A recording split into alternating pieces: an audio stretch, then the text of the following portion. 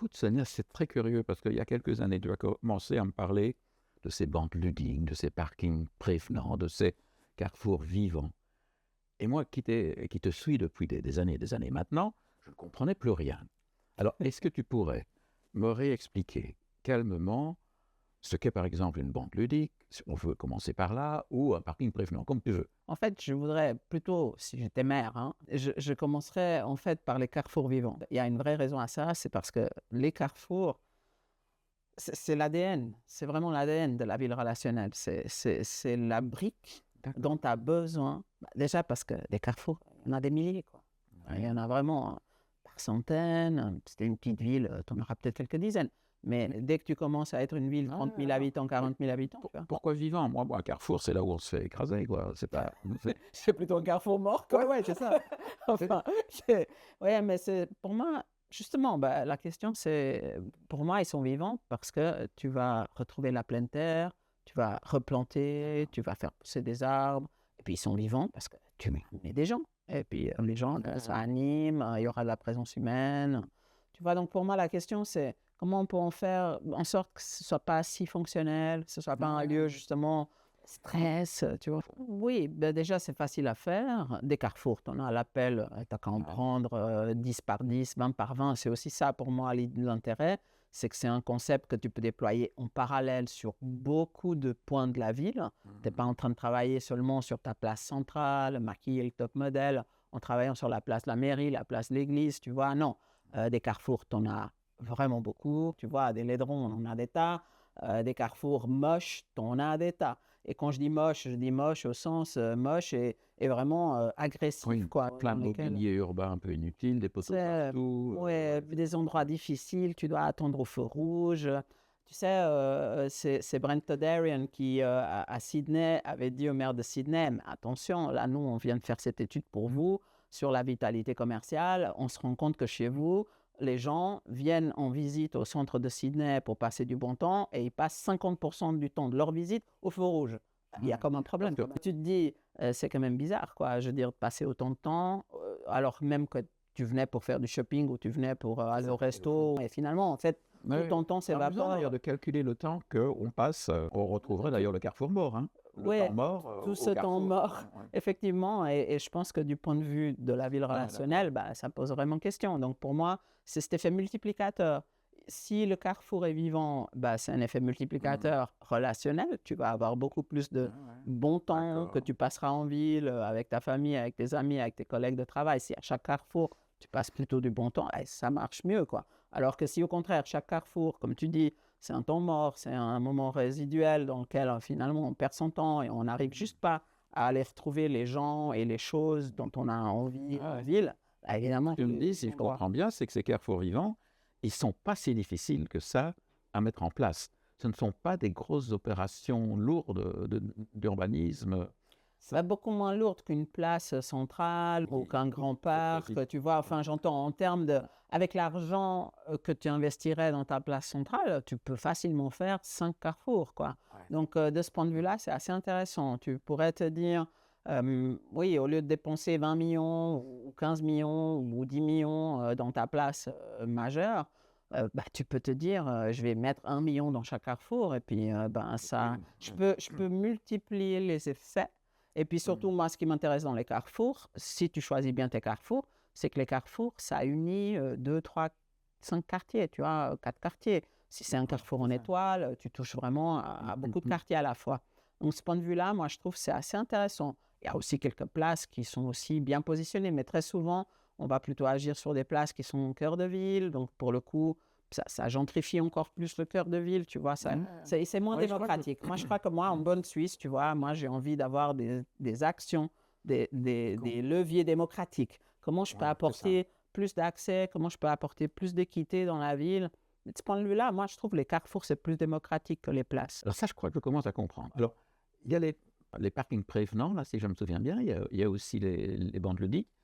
Tu peux les articuler au carrefour vivant? Est-ce que ça se fait dans un certain ordre? Est-ce que ça s'enchaîne, au fond, dans une sorte de séquence que les maires devraient suivre s'ils voulaient mettre en place? Ça dépend un peu de ta démographie, moi, je trouve, et de quels sont tes enjeux par exemple, par rapport à la question de l'exode des familles qui se mettent au vert, tu vois. Si tu as beaucoup d'enjeux, comme par exemple avec le maire de Lyon, c'était toute notre discussion tournait autour du fait qu'il y avait une perte assez importante de familles qui partent, si tu veux, notamment quand elles ont le deuxième enfant, partent se mettre au vert, en périphérie, voilà. Ouais, Alors évidemment, c'est un choix aussi de mode de vie, de mode d'habiter, c'est pas qu'un choix, mais c'est quand même un choix directement corrélé au fait que la ville est hostile pour les enfants petits et puis que tu trouves juste pas de la place, ton enfant il trouve pas de la place pour s'épanouir, pour jouer dans la rue. Donc ces questions de politique à hauteur d'enfant, comme ce qu'ils peuvent avoir lancé à Lyon ou ce qu'ils peuvent avoir lancé à Montpellier, ben, c'est vraiment lié à Et alors, ça. la bande ludique, c'est quoi? C'est un truc Ouais. pour les gosses? Ben, c'est pas que pour les enfants. Moi, ce que je trouve intéressant dans les bandes ludiques, c'est que c'est dans les trottoirs, c'est à même la rue. Tout le monde peut en profiter d'une certaine façon, mais c'est surtout cette histoire que, tu sais, quand tu dois aller avec ton gosse sur ton square ou dans ton aire de jeu, ok, le gosse, il trouve de quoi jouer, ça se passe plus ou moins bien, il a des jeux, mais toi, tu t'ennuies, toi, comme un rat mort. Parce que toi, en tant que parent, voilà, tu regardes ton téléphone, mais je veux dire, moi, perso, j'aurais plutôt voulu déployer ça sur un carrefour animé dans lequel j'aurais déjà un bistrot et je pourrais me poser avec mon café, avec mon bouquin, ou alors je pourrais jouer avec l'enfant, tu vois, de façon un peu informelle, quoi. La bande ludique, c'est aussi ça, c'est un peu jouer chemin faisant, c'est pas jouer, Donc, c'est pas dédier une demi-heure à allez, maintenant on va jouer, quoi. C'est ça. je joue Au fond, la bande ludique participe de cet esprit fond joyeux. au quotidien, quoi. J'entends joyeux par le corps en mouvement. Tu vois, c'est pas que tu vas jouer, comment dire ça, de manière formelle ou tu vois, en déployant des grands Proposer à jeux. tout le monde de jouer badminton. C'est juste se dire, bah, comment je peux faire en gambadant finalement, en faisant des pas de côté, en sautant, j'en sais rien, quoi, tu vois. Moi, je suis une grande fan des trampolines, mais après, ça dépend. Chacun ses fans Ça a des de trampolines ski. partout dans les villes. Je vois. Surtout dans les parkings, moi, je trouve que ça aurait du sens parce qu'en fait, ça t'empêcherait pas de te garer. Tu peux avoir ces trampolines et puis quand les voitures sont pas garées, bah, finalement, tu as les trampolines à dispo, quoi. Donc, tu peux juste sauter. Donc, ça, pour les lisières des parkings prévenants, moi, je trouve ça Oui, les génial. parcs précisément, je voulais venir. C'est quoi cette affaire? Parce que si je suis l'idée, bon, les parents avec 2 enfants, ils sont partis dans les banlieues, mais il faut quand même de temps en temps les faire revenir dans les villes. Et, et donc, les parkings seraient là ouais, pour les les par- accueillir. C'est ça ton idée? Oui, pour moi, ça, c'est vraiment le premier pas. Tu as le hall d'entrée, tu rentres dans une ville, bah, c'est sur quoi que tu tombes en premier? Sur un parking. Aujourd'hui, sincèrement moche, quoi. Ah Je oui, veux dire, c'est pas comme si tu te disais, ah bah tiens, c'est mon rêve d'aller me garer dans ce parking. Sincèrement, souvent, c'est moche. En plus, quand tu es une femme, c'est encore plus moche, insécure. Enfin bref, Ah ouais, non, c'est vraiment des coins à pisse, t'as pas envie, quoi. Je veux dire. Donc, personnellement, moi, j'essaie plutôt de ne pas me garer. Et moi, j'aime toujours, c'est d'ailleurs pareil pour les gares, moi, mon rêve dans les gares, c'est de faire des gares où tu ne prends pas le train, où tu rates ton train constamment. Nous, dans les gares suisses, c'est ce qu'on a beaucoup essayé de faire. Et c'est ça, pour moi, la dimension relationnelle, c'est finalement des gares où tu te donnes rendez-vous pour prendre un café, pour manger un morceau, pour boire un verre, pour faire ta séance, pour faire ta conf call. Et finalement, tu ne prends pas le train, quoi. Ce n'est pas l'objet. Et ça, c'était le concept quand j'ai développé Gare pour Europe de Vie. Avec le CFF, on a beaucoup travaillé là-dessus, quoi. Créer vraiment des gares relationnelles. À l'époque, je ne les appelais pas encore comme ça. Alors, il nous en reste encore quelques-uns là dans la... Ouais, deuxième pot des parcs. Ouais, la deuxième pot, bah, c'est vraiment cette idée de se dire, profitons de ce capital qui est déjà là, augmentons la zone d'influence, quoi. C'est-à-dire, finalement, tu as un parc. Donc, les gens ont déjà un capital sympathie. Ils adorent les parcs. Enfin, je veux dire, qui n'adore pas le parc de son quartier? Et la seconde peau, elle est faite au fond des Justement. rues adjacentes, c'est ça? Et hein, alors, c'est qui ça. tournent Et autour du alors, parc. pour moi, c'est ça le grand avantage de la seconde peau, c'est qu'elle permet finalement, même quand le parc est fermé, ou tu vois, même quand toi, tu n'as pas le temps de rentrer dans le parc, bah, ce que ça permet, c'est de pouvoir, entre guillemets, frôler le parc en tangentiel et pouvoir avoir tous les bénéfices, tu peux profiter de tous les bénéfices que le parc pourrait t'offrir sans forcément prendre le temps d'aller dans le parc ou même quand justement le parc n'est pas ouvert.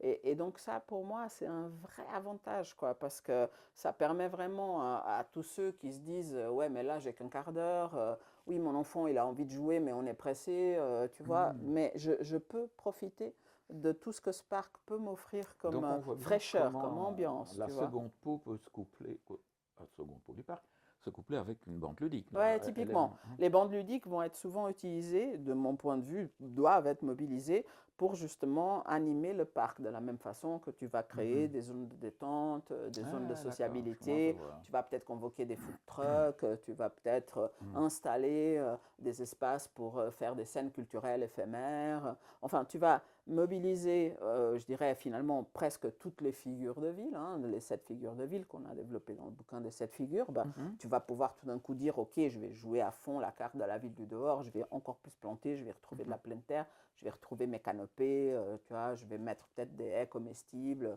je vais jouer sur la ville comestible, je vais mettre des tables de pique-nique, je vais donner de la convivialité.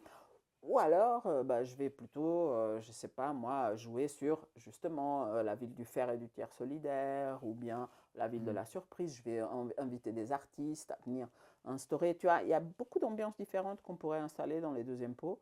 Mais ce que moi me semble intéressant, c'est bah, tu as beaucoup plus de mètres carrés à ta dispo, quoi, parce que si tu comptes dans toutes les rues, c'est pas mal finalement, cette multiplication. Et même, tu pourrais te dire, une rue, je vais faire une ambiance plus culturelle, une rue, je vais faire une ambiance plus ville amie de toutes les générations, je vais faire de la place pour mes personnes âgées, je vais faire de la place pour les enfants.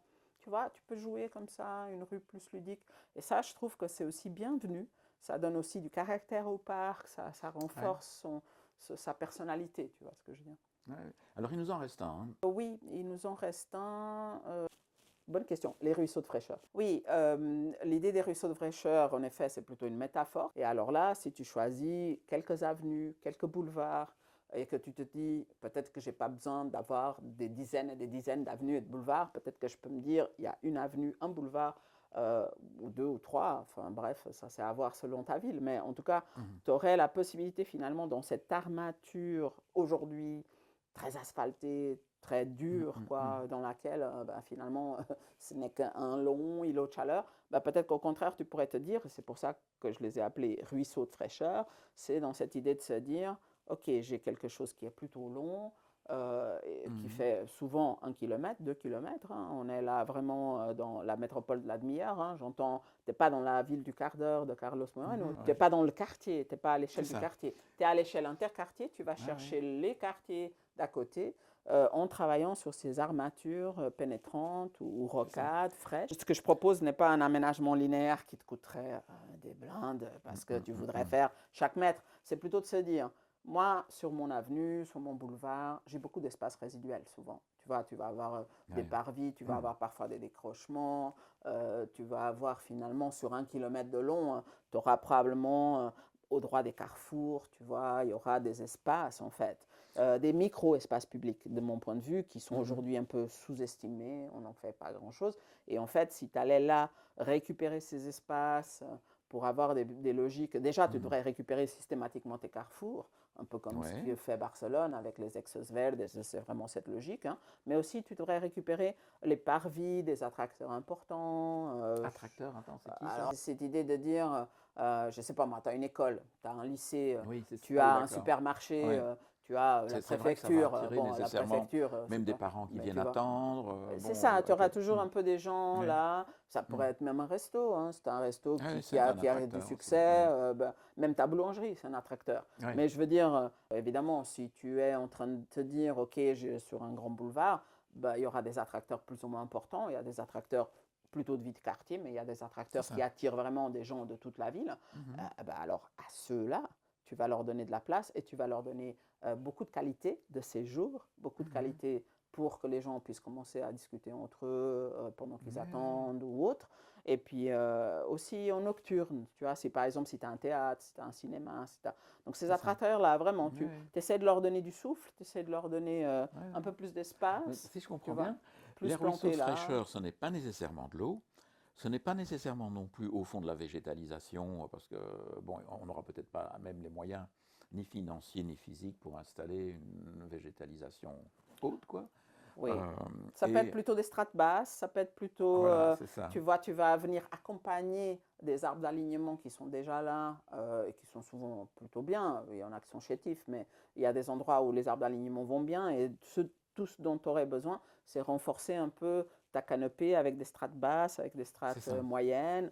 Et puis Oui, oui. finalement, tu arriverais déjà à gagner beaucoup d'épaisseur dans le sentiment de fraîcheur, Oui, même si oui. ça ne génère pas Mais, plus de fraîcheur objectivement. mais je comprends bien aussi que c'est pas de l'équipement technique, c'est pas des brumisateurs dans tous les coins, quoi. C'est pas ça peut faire partie d'eux, Non, ça peut faire mais, partie, mais mais tu c'est vois, pas c'est aussi fondamental. peut-être plutôt se dire, bah, j'ai une fontaine existante. C'est plutôt Ouais. Oui, tirer parti du déjà là, tu vois. oui, c'est ça, Tu as qu'on une nous fontaine à néglige un un peu. endroit, Oui. tu lui donnes plus de place. Tu Mhm, l'équipes avec plus de bancs. Tu as un endroit où tu as déjà 3 bancs, eh ben, tu mets 6 bancs, tu mets 10 bancs. Je sais pas, mhm. tu renforces simplement les choses qui sont déjà là. Et quand tu vois qu'il y a une opportunité pour, par exemple, installer une bande ludique, eh ben, tu l'installes. Oui. Installer Mhm. quelque chose qui permettra aux gens de pouvoir manger en toute convivialité, ouais, bah, tu mets Ouais. 2, 3 places de Mais pique-nique, tu vois. c'est C'est un vrai peu dans que cette les logique. fontaines, souvent, on finit par les négliger. Elles s'absorbent dans le paysage urbain et on ne les voit plus. Et Bah ouais. pourtant, elles ont sans doute Ah ben, elles ont un un rôle, potentiel. tu vois, en termes de fraîcheur, mais aussi en termes de convivialité. Mais en tout cas, ce qui me paraît intéressant, c'est aussi de se dire comment je fais de la place finalement à mes différents publics. Tu vois, si par exemple j'ai un EHPAD qui est pas loin, bah, et je lui donne aussi de la place. Si C'est j'ai ça. la médiathèque qui accueille les enfants ou l'école de musique, ah bah, je donne aussi de la place. Donc pour moi, Mhm. en fait, dans cette logique de ruisseau de fraîcheur, c'est plutôt une logique opportuniste qui C'est vise ça. pas à Mais, transformer chaque mètre, mais chaque fois qu'il y a une bonne occasion, mais une bonne comment? raison. Il y a quelques années, on appelait ça urbanisme tactique, non? C'est pas ça? Non, c'est plus. Oui, et on continue à appeler ça urbanisme tactique quand on agit de façon tactique. Moi, ce qui m'intéresse, c'est plutôt d'agir de façon pérenne ou alors de façon temporaire pérenne, comme on appelle ça. Il y a des villes comme Montréal ou Barcelone qui travaillent beaucoup comme ça. Donc, en fait, elles font un mélange entre j'utilise l'urbanisme tactique pour lancer les choses et puis aussi Ah, tu veux dire comme ces rues qu'on barre à Montréal, là, près du Montréal, parce que on a envie de se balader quand il fait beau, oui, parce que voilà, l'été bah, va pas durer tu peux longtemps, avoir des l'hiver va. logiques Mhm. temporaires Ouais. qui font que, par exemple, à la belle saison, tu vas occuper plus Mhm. d'espace. Donc, en effet, tu vas juste un peu les fermer et puis tu vas les occuper Mhm. avec des choses qu'après tu vas enlever en hiver. Mais tu peux aussi avoir une logique, on va dire, récurrente, culturelle, en lien avec un programme, Mhm. une programmation culturelle. Par exemple, tous les week-ends, tu pourrais te dire, bah, OK, je vais faire des choses tous les mercredis pour les enfants, j'en sais rien. Là où les gens Mhm. ont du temps à C'est ça. disposer, à mettre à Ah oui. disposition finalement. Parce que pour moi, tu sais, et toi tu connais bien ça, mais c'est vraiment une logique de don contre don. Moi, je donne Mhm. de l'espace et toi, tu me donnes du temps. J'entends, c'est quand moi Oui, j'ai c'est du temps ça. à te donner Oui. pour animer la ville d'une certaine façon, par ma Mhm. propre Mhm. présence, quoi. Je viens avec toute Oui. ma Je me famille, souviens d'un tu exemple que vois. tu m'avais donné un jour qui m'avait bluffé. C'est une cour de récréation qui, lorsque les enfants sont rentrés à l'école, redevient un parc public. Mhm. Et là, je Oui, me dis en termes de plasticité, de fluidité, ouais. de capacité à travailler avec différents usages et usagers de la ville, c'est Ça, assez vraiment, bluffant. ça, c'est vraiment intéressant parce que ça, c'est pour moi l'usage le plus sobre, le plus économe que tu puisses faire de nos mètres carrés, quoi. C'est vraiment essayer de travailler les espaces-temps plutôt que de travailler seulement sur les espaces. Parce que tu vois, si tu travailles que sur les mètres carrés, Ouais, ben, quelque part, tu laisses plein d'espaces résiduels c'est ça. que tu n'utilises pas à Mhm. certaines heures, que tu n'utilises pas à certains jours. Donc pour moi, il y a beaucoup de sens et d'ailleurs, ça se fait de plus en plus d'avoir cette logique, par exemple, de travailler les cours oasis, les cours Mhm. d'école, qu'on va un Mhm. peu désasphalter, qu'on va replanter, on va créer ces îlots de fraîcheur. Il y a de plus en plus de villes, Lille par exemple, qui essayent d'ouvrir ces cours. C'est évidemment assez complexe, quoi, mais l'idée c'est de dire, et si on ouvrait ça le week-end à la Après tout, population du ouais. quartier, quoi. Ah tiens, si on ouvrait les cours d'école en France pendant le Ça, week-end, ce ce serait la serait révolution, hein. Oh vraiment là! énorme, Oh, hein. ouais, ouais. Mais pour dire, je pense que c'est vraiment une Ouais, des ouais. choses sur Mais lesquelles il faudrait qu'on il y travaille. a quand même une Je me demande question. s'il ne faut pas qu'on écrive les temps relationnels. Ce sera notre prochain bouquin. Allez, encore un. Oh, il est déjà annoncé, c'est bien. J'espère que vous avez apprécié cet épisode et que vous y avez récolté, cueilli plein de belles inspirations pour vos projets actuels, futurs, et pour faire advenir la ville relationnelle au sein de vos propres territoires de projet. Je vous invite à vous abonner à mon billet du samedi sur LinkedIn qui permet d'approfondir beaucoup de ces sujets. Vous pouvez évidemment retrouver des ressources, y compris plein de vidéos avec des cas d'études sur la chaîne YouTube. Et puis, je vous invite également à pouvoir, si vous voulez approfondir certaines de ces concepts ou certaines de ces méthodes, utiliser des ressources qui se trouvent au sein de mes cours en ligne. Je vous mettrai les liens dans la description pour que vous puissiez y accéder. Je vous remercie en tout cas de votre attention, de votre écoute. Et si vous voulez approfondir tout cela, vous pouvez évidemment aussi prendre un bon café ou un thé si vous le préférez et passer un certain temps avec nous, avec encore la façon de faire qu'on avait dans le temps et qui pour moi est toujours la plus relaxante, qui est de prendre un vrai livre et de pouvoir feuilleter le vrai papier. Et à ce moment-là, je vous invite à vous procurer nos 2 ouvrages sur la vie relationnelle qui sont les 7 figures et les 5 leviers. Bonne lecture!